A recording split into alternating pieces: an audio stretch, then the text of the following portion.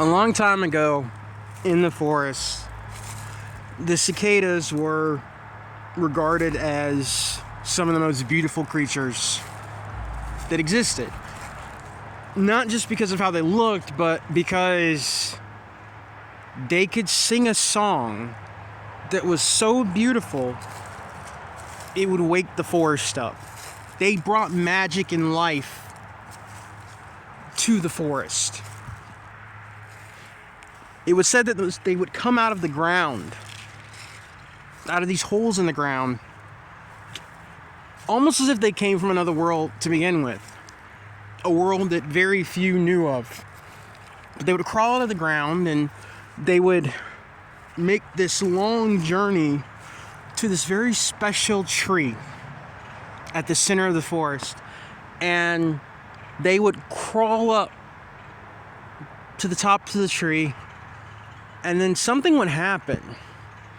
They would shed their skin and they would reveal these beautiful wings, these new bodies, and they would start to sing, and they'd sing in harmony. They were singing in unison, not because they had to, because they chose to do it.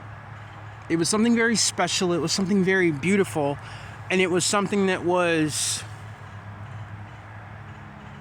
an interconnected part of the forest, of that way of life, of existence.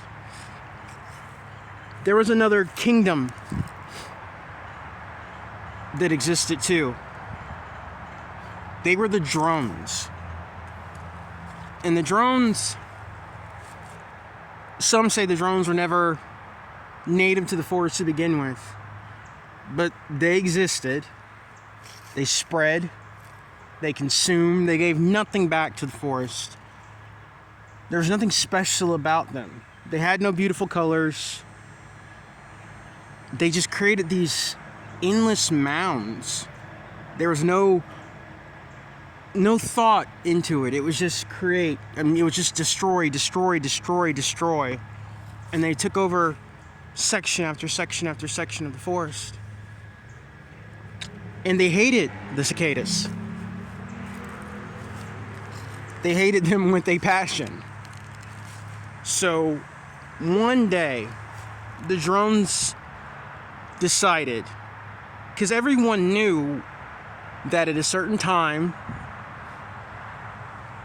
when things were right, when the forest was ready, the cicadas would come out of the ground. They would crawl to the ground and they'd make their journey to the tree. But the drones decided that one day they were going to wait for the cicadas to come out of the ground, because when they came out of the ground, they were not defenseless, but they were weaker than they would normally be. And the drones took advantage of that. And they waited, and when the cicadas would come out of the ground, they would attack them. They would kill them, and the ones that they didn't kill, they'd subjugate them. They'd stop them from getting to the tree, and they enslaved them. And when it came time for them to spread their wings, to shed their skin anyway, they would destroy them. And this went on for a very long time. Ages and ages. Until the cicadas forgot who they were. They forgot about the tree. They forgot about the transformation. Until one day, and I don't know if this was the will of the forest, if this was dumb luck, who knows? One cicada managed to get away during all the chaos. They were all crawling out of the ground, and the drones came, as they had been, and started to attack. And one managed to slip through the chaos, and he got away. He was by himself, scared, had no idea what was really going on.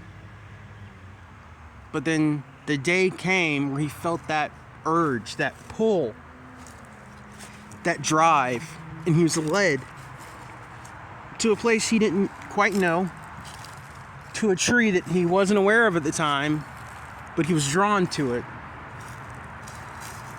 And he was weak, he was tired, he was afraid. He crawled to the top, the very top of that magical tree. And something happened. Something that even he wasn't aware was going to happen. He shed his skin. And underneath that molting flesh was this beautiful body, these amazing colors, and these giant wings. And he started just singing. And the creatures, they heard, all the creatures heard. The forest swayed as he started singing. And more importantly, those other cicadas, they heard the song. And when they heard it, they began to remember who they were. And at that moment, they threw off their shackles. Some died, but a lot managed to get away. They fought their enslavers, and they went to the tree.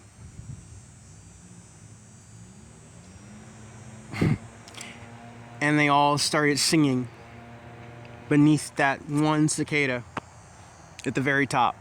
And they were so grateful and so thankful for this reminder of who they really were, of what life really was beyond their subjugation, that they made that cicada their king.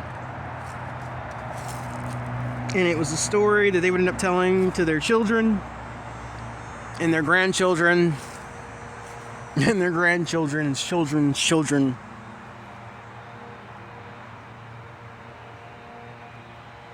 I just thought I'd share that. I hope you guys are doing good.